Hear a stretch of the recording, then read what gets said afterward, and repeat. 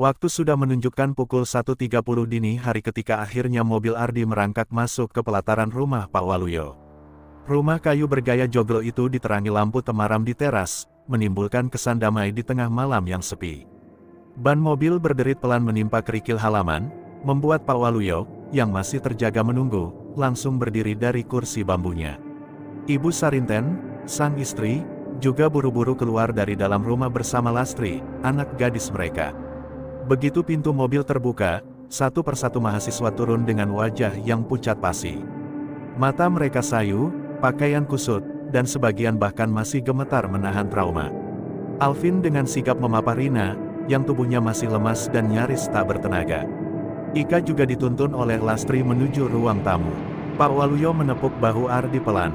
"Alhamdulillah, selamat kalian sampai sini, Nak." Suara Pak Waluyo tulus, meski terlihat rasa penasaran di matanya. Dewi, yang meskipun tampak letih namun tetap tegar, berdiri menenangkan Ika dan Rina. "Nggak apa-apa, Kak, Rina, sudah aman di sini," bisiknya lembut sambil menepuk bahu mereka. Ibu Sarinten menuntun para gadis masuk ke kamar tamu. "Mari, Nduk, istirahat dulu, kalau perlu air hangat, nanti ibu bikinkan," katanya penuh keibuan. Di teras, Ardi terduduk lemas di kursi bambu, matanya berkaca-kaca menahan syok. Zaki dan Dewa langsung menghampiri, menepuk pundaknya. "Bro, lo kenapa? Cerita dulu, kalian kayak lihat setan aja," ujar Zaki cemas. Ardi meneguk air putih yang diberikan Lastri, lalu menghela napas panjang. "Setan? Zak, kalau cuma setan biasa mah nggak masalah. Ini, sumpah gue nggak ngerti apa." Pak Waluyo duduk di sampingnya, menatap penuh perhatian. "Ceritakan saja, Nak, pelan-pelan." Ardi mulai menuturkan, suaranya bergetar. "Kami lewat jalan yang tiba-tiba berubah, kabut tebal, terus, ada yang loncat ke atas mobil, Pak swear, kami semua dengar. Abis itu, mobil diguncang-guncang, kayak mau dilempar, dan..." Ia terdiam, menelan ludah. Dewi maju menimpali, suaranya lebih tenang. "Bukan cuma itu, Pak, kami lihat sendiri, ada dua makhluk raksasa berantem di atas tebing. Yang satu kayak perempuan putih panjang banget rambutnya, satu lagi tinggi besar, matanya merah, kayak gorila." Pak Waluyo dan Dewa saling pandang, raut wajah mereka berubah serius. "Astagfirullah," desis Pak Waluyo pelan. Ardi menunduk, masih belum sepenuhnya pulih. Abis itu, tiba-tiba gelap total, kayak dihisap kabut, terus pas sadar, kami udah di pertigaan jalan, kayak diantar keluar sama sesuatu. Pak Waluyo menarik napas panjang, menepuk bahu Ardi menenangkan. "Yang penting kalian selamat, Nak, yang penting itu.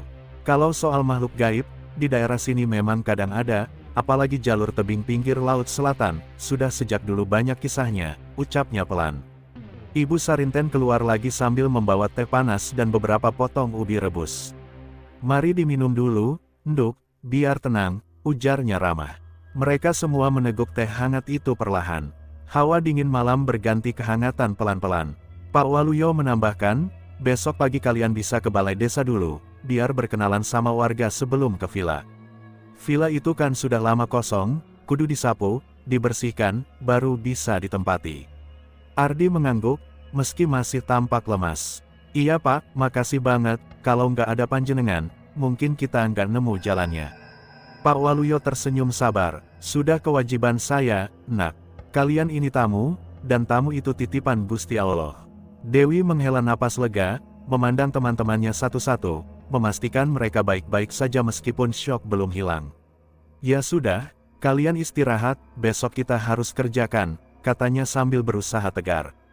Rina akhirnya mau bicara meski suaranya pelan. "Makasih ya Dew, kalau bukan kamu tadi, aku nggak tahu bakal gimana." Dewi tersenyum kecil, menepuk tangan Rina. "Tenang, kita di sini bareng-bareng," jawabnya. Setelah semua cukup tenang, mereka dipersilakan tidur di kamar tamu yang sudah disiapkan Ibu Sarinten. Hanya Dewi yang masih sempat menatap langit-langit, tak bisa memejamkan mata, memikirkan betapa aneh perjalanan mereka semalam. Pagi harinya, mentari baru saja naik, udara segar pedesaan terasa menenangkan. Ayam berkokok bersahut-sahutan di kejauhan, menandakan hari baru dimulai. Di teras rumah Pak Waluyo, sarapan sederhana sudah tersaji, nasi jagung, sayur lodeh, tempe goreng, dan teh panas mengepul. Mereka semua berkumpul di sana, masih dengan raut lelah namun sudah sedikit ceria. Dewa bercanda kecil sambil mengunyah tempe, gue pikir nggak bakal nyampe, sumpah, katanya. Zaki tertawa menimpali, lo bayangin kalau kita harus nginep di jurang semalam. Mati dah, Pak Waluyo menimpali sambil tertawa kecil. Makanya, jangan lewat jalur tebing kalau belum ngerti medannya, Le. Ika tersenyum malu-malu, iya pak, pelajaran banget ini, ujarnya. Dewi meneguk teh panas, lalu menatap Pak Waluyo. Pak, villa yang mau kita tempatin nanti itu jauh nggak dari sini. Pak Waluyo mengangguk pelan, sekitar 2 kilometer, nduk, di lereng pinggir pantai, di sana dulunya ramai, tapi sekarang sepi. Kalian kalau mau bersih-bersih, nanti tak pinjami peralatan, jelasnya. Ardi mengangguk mantap, baik pak, nanti kami rapat dulu, bagi tugas bersih-bersihnya. Pak Waluyo menambahkan, jangan lupa nanti lapor ke Pak RT sana, ya, supaya warga nggak kaget kalau malam ada aktivitas mahasiswa di villa, pesannya. Nggih, Pak, jawab Dewi sopan. Suasana pagi itu jadi hangat, meskipun masih tersisa rasa trauma dari semalam. Namun tekad mereka kembali pulih, bahwa KKN ini harus berjalan sukses, demi membantu warga desa Watu Kelir yang sudah lama mendambakan kemajuan kembali. Pagi itu, selepas sarapan di rumah Pak Waluyo, rombongan mahasiswa KKN dikumpulkan dan diantar menuju balai desa, sebuah bangunan sederhana berdinding kayu dengan cat putih yang sudah agak pudar, namun tetap kokoh. Warga sudah banyak yang berkumpul, mayoritas bapak-bapak dan ibu-ibu petani, sebagian anak-anak menatap penasaran dari belakang pintu. Pak Waluyo maju membuka acara dengan suara berwibawa. Bapak-bapak, ibu-ibu, para warga desa Watu Kelir, inilah adik-adik mahasiswa dari Jakarta yang akan KKN di desa kita selama 2 bulan ke depan. Sorak kecil dan tepuk tangan pelan terdengar, memecah rasa canggung. Dewi melangkah maju mewakili teman-temannya, menatap warga dengan senyum hangat. Assalamualaikum warahmatullahi wabarakatuh, suaranya lantang namun ramah. Perkenalkan, nama saya Arka Dewi, bersama teman-teman, kami akan menjalankan program KKN di sini. Kami punya visi ingin membantu menghidupkan lagi potensi wisata pantai dan hasil alam desa ini, agar bisa meningkatkan kesejahteraan warga. Warga mengangguk-angguk, seorang bapak berkopiah menimpali, wah, bagus, nduk, sudah lama tempat wisata sepi, semoga kalian betah di sini. Dewi melanjutkan, kami juga ingin mengenalkan teknik pengolahan hasil hutan, membantu perbaikan fasilitas desa, dan mengajari anak-anak kalau perlu.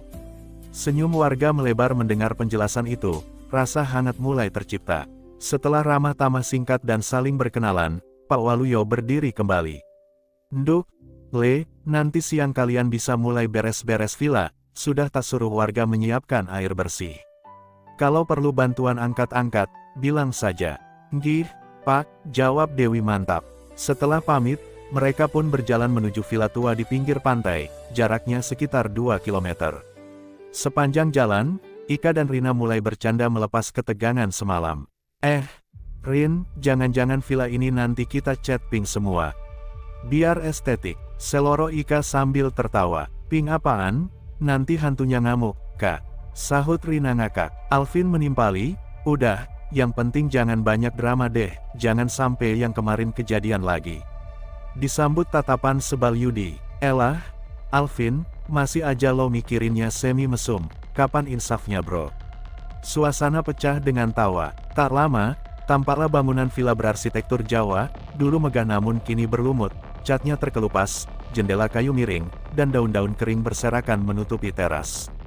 Di pekarangannya, kolam renang kosong berlumut hijau terlihat menyeramkan.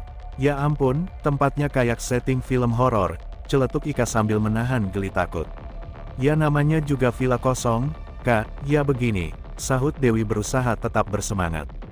Tanpa membuang waktu, mereka membagi tugas. Yudi dan Alvin membersihkan sampah halaman, Ardi mengepel lantai, Rina dan Ika menyapu kamar, sementara Dewi memeriksa kondisi dapur dan kamar mandi. Sesekali mereka berteriak geli karena menemukan kecoa, bahkan Ika hampir jatuh saat melihat biawak melintas di teras. Teriaknya panik. Tenang Kak, itu cuma biawak, bukan pocong.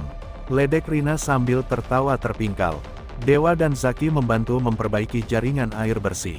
Suara gelak tawa, kelakar khas anak muda, terdengar di sela-sela kerja bakti itu. Rina sesekali memutar musik di HP-nya agar suasana lebih hidup. Namun, di balik kegembiraan mereka, ada puluhan pasang mata tak kasat mata yang menatap dari kejauhan. Dari sela-sela pohon ketapang di belakang villa, dari retakan tembok tua, dan dari dasar kolam renang berlumut, makhluk-makhluk tak berwujud itu memperhatikan setiap gerak-gerik mereka. Bau anyir samar muncul dari arah sumur tua di belakang villa, meskipun tak ada satupun di antara anak-anak KKN yang menyadarinya. Sosok-sosok gaib itu berdesis dalam bahasa tak dimengerti manusia, merayap di antara bayangan pepohonan, seakan menanti waktu untuk meneror mereka nanti malam. Saat Ardi sedang mengepel di ruang tamu, ia merasakan hawa dingin menusuk tengkuknya. Ia spontan menoleh, tapi hanya angin lewat jendela pecah yang ia lihat. "Ah, perasaan gue aja kali," gumamnya, menepis rasa tidak enak. Di bagian dapur, Dewi merapikan rak piring tua sambil bersenandung pelan, berusaha menenangkan hati. Namun tak sadar, dari balik lubang dinding, sesosok wajah pucat penuh luka menatapnya diam-diam, lidahnya menjulur panjang, nyaris menjilat rak kayu. Dan di kamar lantai atas, Ika dan Rina sibuk membersihkan kasur berdebu. Rina sempat menepuk bahu Ika sambil bercanda, Kak, nanti malam kita bikin video horor yuk di sini." "Dasar lo, nyari mati," balas Ika tertawa, padahal hatinya merinding.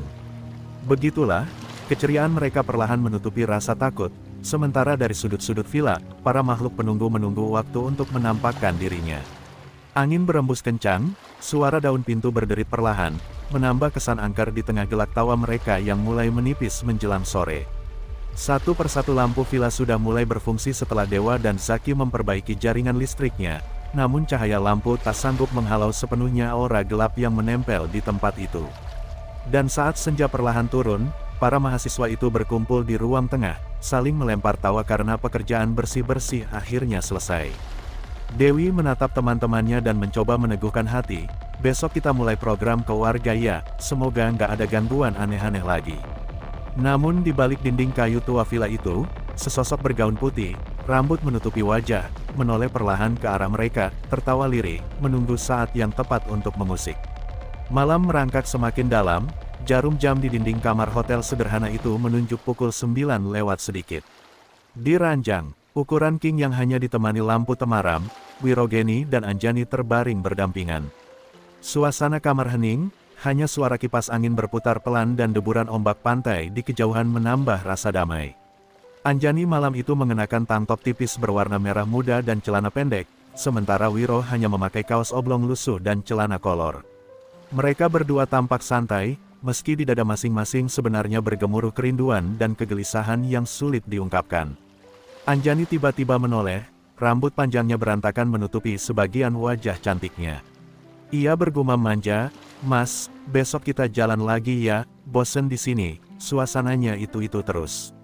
Wiro menarik napas dalam, menatap langit-langit seakan mencari jawaban, lalu memutar kepalanya ke arah Anjani.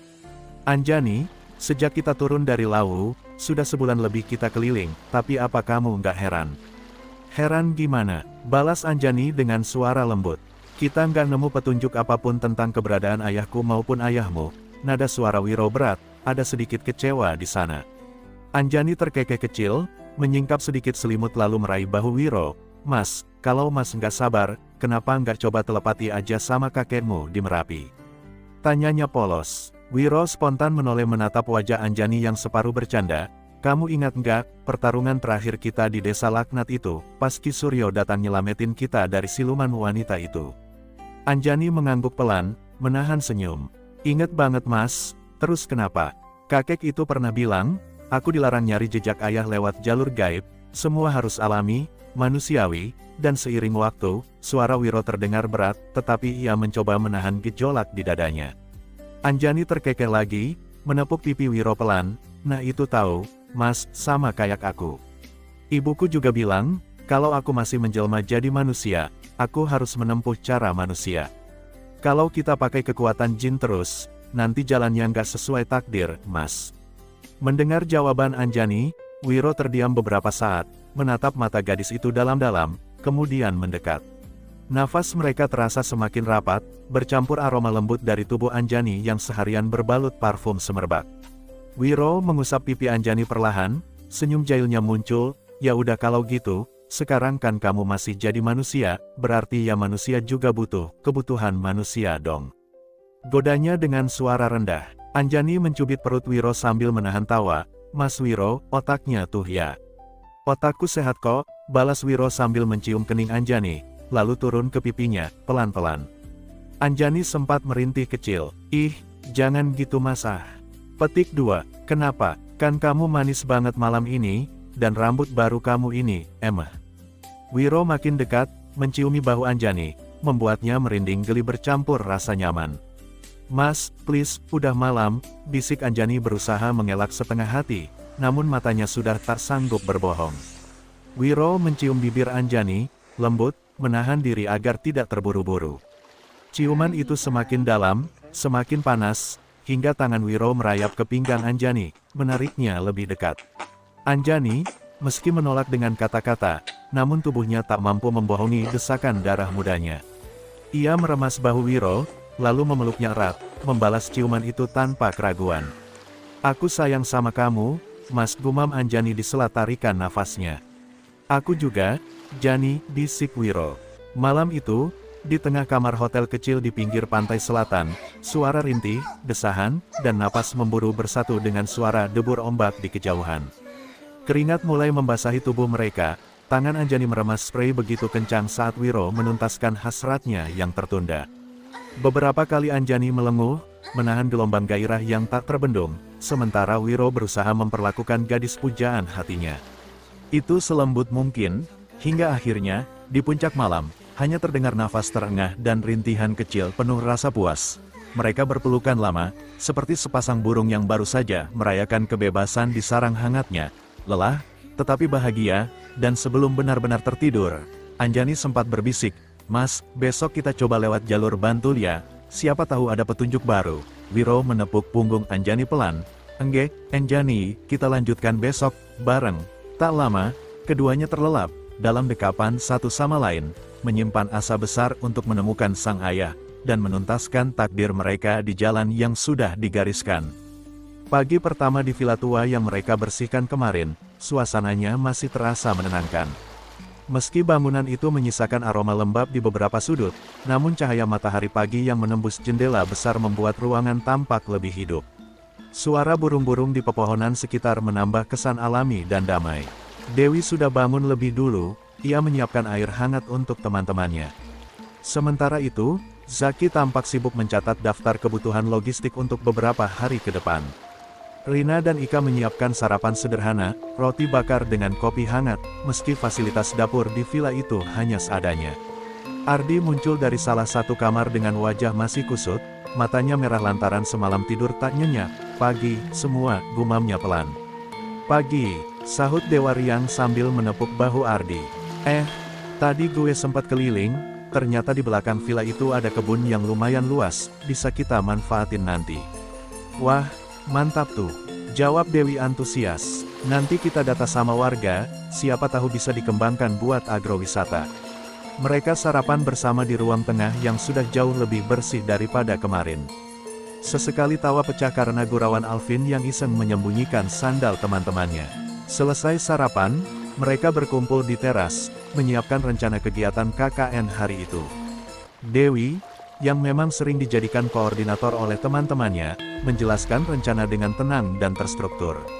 Oke guys, sesuai program kita, ucap Dewi sambil menata kertas catatannya. Hari ini fokus kita pasang penerangan jalan dulu, terutama sekitar villa dan jalur menuju balai desa, supaya nanti warga dan wisatawan nggak takut lewat sini. Setuju, sahut Ardi semangat. Terus, tim lain bantu perbaiki jalanan yang rusak, terutama paving di depan villa yang kemarin sempat kita lihat amblas, lanjut Dewi. Yudi sama Zaki bisa cek ke warga, apa mereka mau bantu sekalian. Zaki mengangguk sambil mencatat di HP-nya, sip, nanti gue hubungi Pak RT biar sekalian koordinasi. Jangan lupa, nanti sore, kita survei area pantai, tambah Ika, buat bikin pelang peringatan biar nggak kejadian orang hilang lagi kayak dulu.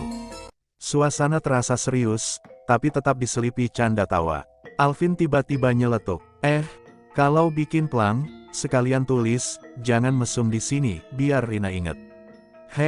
Lo garing. Bentak Rina sambil melempar bantal ke wajah Alvin, membuat semua tertawa. Tak lama kemudian, mereka pun bersiap dengan perlengkapan masing-masing, helm proyek, senter, sarung tangan, dan perkakas. Ardi serta Dewa memimpin tim pemasangan lampu penerangan, menelusuri jalur-jalur setapak dari villa ke balai desa. Kabel digelar, tiang diperiksa, dan beberapa warga yang lewat ikut berhenti membantu. Pak Waluyo, sang kepala desa, juga sempat mampir menengok mereka. "Wah, bagus Le, lampu-lampu ini, nanti warga nggak takut lagi pulang lewat jalur sini malam hari," ucapnya bangga. "Iya Pak, semoga besok-besok wisatawan juga makin banyak yang datang," sahut Dewi Sopan.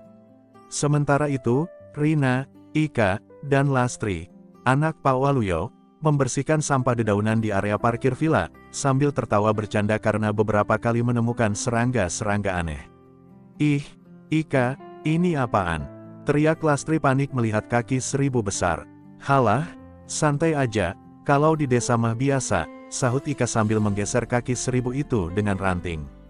Menjelang siang, mereka berkumpul lagi untuk istirahat dan makan bersama di teras villa. Walau menu seadanya, tempe goreng, sambal terasi, nasi hangat, semua terasa nikmat karena disantap ramai-ramai sambil ditiup angin sepoi-sepoi. Di tengah semua keceriaan itu, mereka tidak menyadari, di balik pepohonan tinggi di belakang villa, puluhan pasang mata tak kasat mata sedang mengawasi mereka. Sosok-sosok, tinggi kurus, berkulit pucat kehijauan, dengan sorot mata kosong, seolah menunggu waktu tepat untuk menampakkan diri. Makhluk-makhluk itu bergelayut di dahan pohon, sebagian merayap di tanah berlumut, tak bersuara, hanya menatap gerak-gerik manusia yang kini sibuk memperbaiki wilayah mereka. Seolah mengintai, menunggu momen di mana batas antara dunia kasat mata dan tak kasat mata akan menipis, dan pada saat itulah mereka siap menebar teror. Namun bagi anak-anak KKN itu, hari itu masih berjalan penuh semangat. Tawa mereka, kerja keras mereka, dan rasa optimis mereka menjadi semacam pelindung yang belum mampu diterobos oleh sosok-sosok menakutkan itu, setidaknya untuk sekarang. Dan sore pun mulai turun perlahan, menandai babak baru perjuangan mereka di desa Watu Kelir. Senja perlahan menepi, menampakkan warna jingga temaram di langit barat. Selepas azan maghrib, suasana di villa tua itu masih hangat. Anak-anak KKN berkumpul di ruang tengah, beralaskan tikar, menyesap teh panas buatan Dewi, sambil tertawa membahas rencana besok. "Jadi, siapa yang besok mau bantu pasang pelang peringatan di pantai?" tanya Dewi sambil menulis di buku catatannya. "Gue ikut, biar sekalian survei spot foto," sahut Yudi.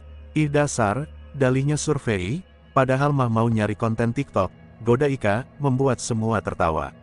Rina tampak ikut tertawa, meski sesekali pandangan matanya gelisah. Entah apa yang berkecamuk di kepalanya. Alvin yang duduk tak jauh darinya, sesekali melempar kode melalui lirikan nakal.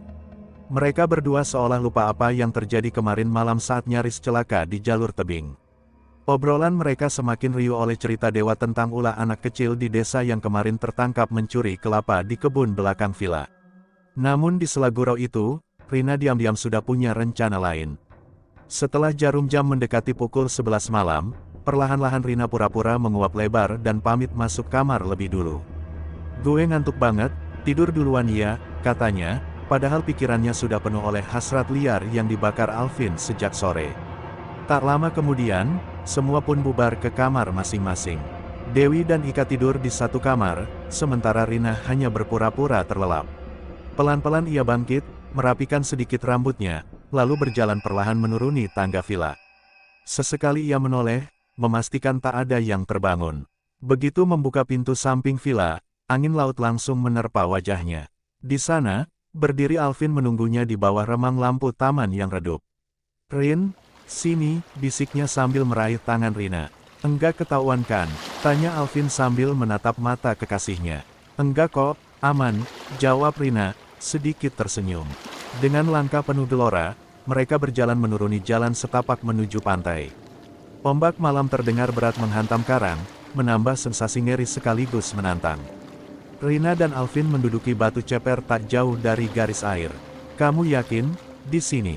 bisik Rina setengah ragu. "Iya, sensasinya pasti beda," jawab Alvin sambil meraba dagu Rina, menggoda. Rina diam sesaat, menatap laut gelap tanpa lampu, lalu mengangguk perlahan. Ya udah, tapi jangan lama-lama. Alvin menelan ludah, senang bukan main.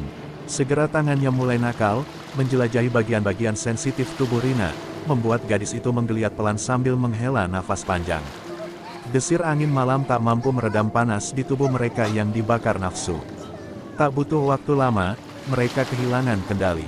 Pakaian bagian bawah terbuka, kaki Rina bergetar menopang tubuhnya di atas batu, sementara Alvin memeluknya dari belakang.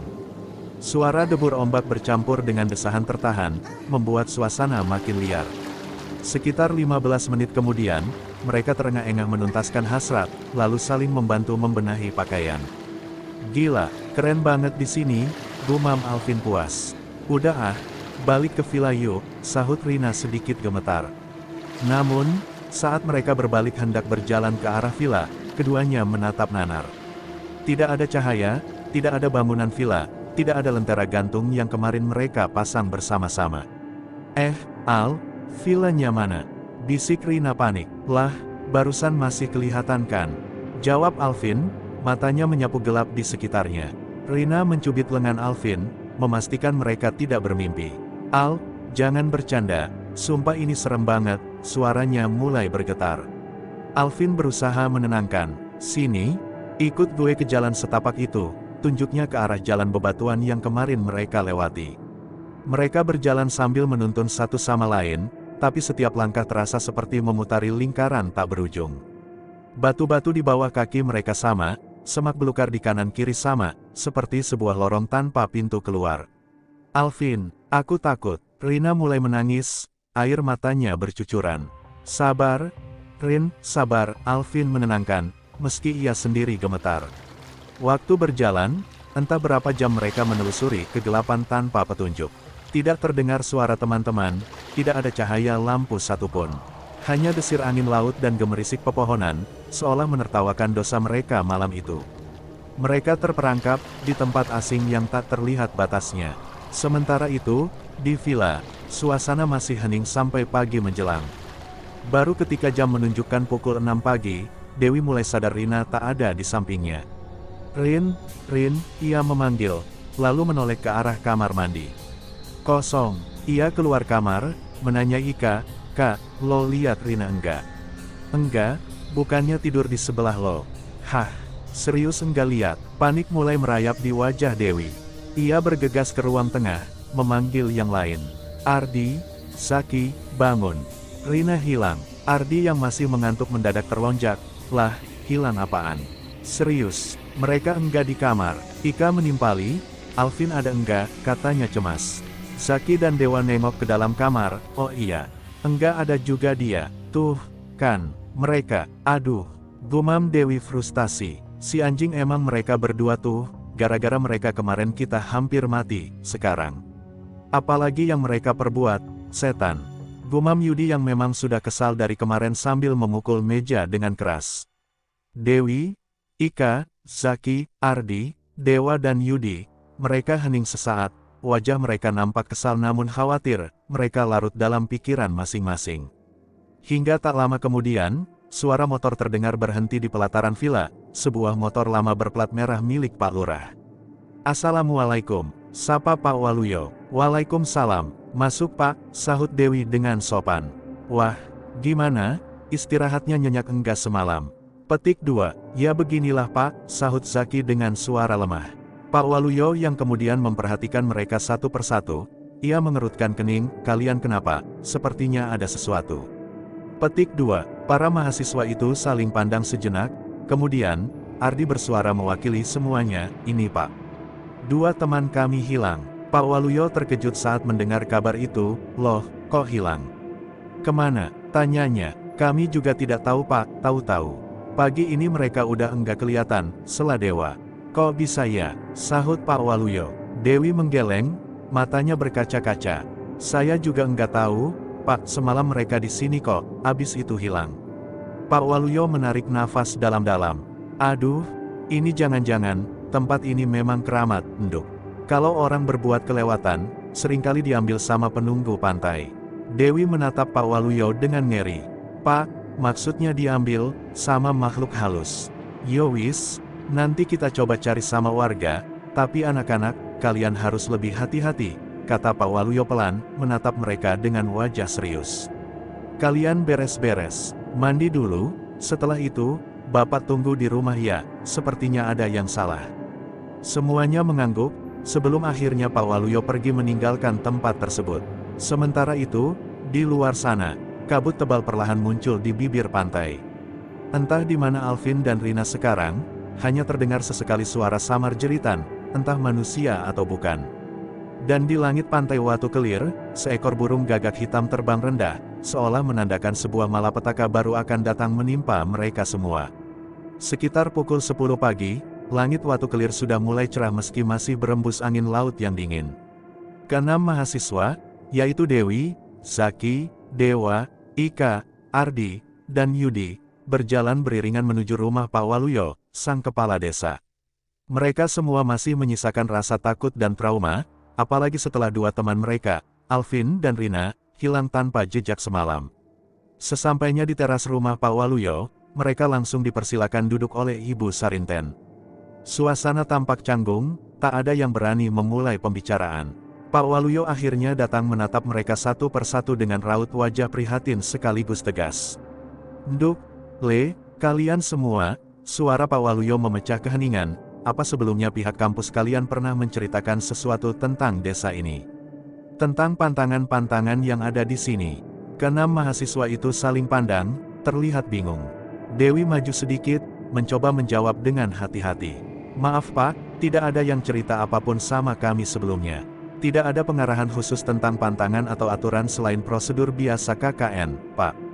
Pak Waluyo tampak menarik napas dalam, menahan rasa kecewa bercampur khawatir. "Astagfirullah, Gusti," gumamnya lirih.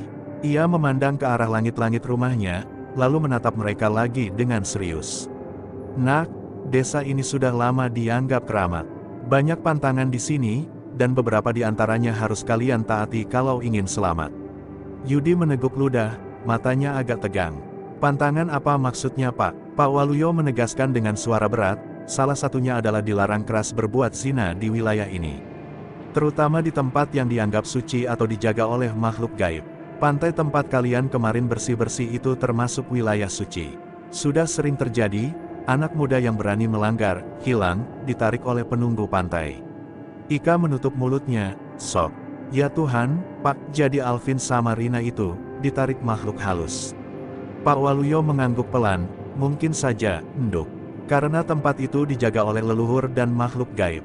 Kalau ada yang berbuat nista di sana, biasanya akan diambil sebagai tumbal atau pengingat bagi yang lain." Dewa mengusap kepalanya, gelisah. "Pak, lalu kalau memang mereka diambil, apa masih bisa dikembalikan?" Pak Waluyo terdiam sejenak, menatap istrinya yang berdiri di sampingnya sambil menunduk. Lalu ia menjawab lirih, "Tergantung, Le. Kalau mereka masih hidup di alam gaib, insya Allah bisa diusahakan, tapi kalau sudah menjadi tumbal sepenuhnya, mungkin tidak bisa kembali." Dewi terlihat menunduk, pikirannya kacau. Ia merasa bersalah karena tak mengawasi teman-temannya lebih ketat. "Pak, kami mohon bantuannya, kami harus cari mereka," suara Dewi bergetar. Pak Waluyo menatap mereka penuh iba. "Tenang, Nduk, nanti malam saya akan memanggil Mbah Rono, seorang sesepuh di desa sini. Beliau paham cara berkomunikasi dengan para penunggu pantai. Kalau masih ada kesempatan, kita akan coba memohon agar teman-teman kalian dikembalikan." Dewa menarik napas panjang, "Ya Allah, semoga Alvin sama Rina masih selamat." Pak Waluyo pun menepuk pundak Dewa menenangkan, "Sabar ya, Le, yang penting mulai sekarang kalian hati-hati. Jangan sembarangan berbuat di tempat ini. Hormati adat, hormati yang tak kasat mata." Semua mengangguk kecil, bahkan Yudi yang biasanya banyak komentar pun hanya terdiam. Ketegangan masih terasa pekat di ruang tamu itu. Pak Waluyo lalu mempersilakan mereka sarapan kecil, mencoba menenangkan. "Ayo, sarapan dulu. Ibu Sarinten sudah masak lodeh sama tempe goreng. Kalian harus kuat, biar nanti siap kalau mau ikut saya ke rumah Mbah Rono." Ika menatap piring di depannya, hampir tak berselera. "Pak, kalau boleh tahu, selain soal zina, pantangan lain di sini apa lagi ya Pak?" Pak Waluyo menghela napas. "Banyak, Nduk, di antaranya tidak boleh buang air sembarangan di sungai, Tidak boleh mengambil kayu bakar di hutan tanpa izin juru kunci, dan jangan pernah menantang alam, apalagi menantang makhluk halus. Dewi mencatat cepat di buku kecilnya, menegaskan ke teman-teman lain agar benar-benar diingat. Kita harus tegas ke semua anak KKN, supaya ini enggak terulang, ujarnya pelan ke Dewa.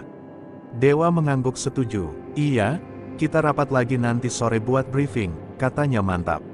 Sementara itu, Pak Waluyo menatap jauh ke arah pantai yang hanya terlihat sebagian dari jendela rumahnya, wajahnya muram.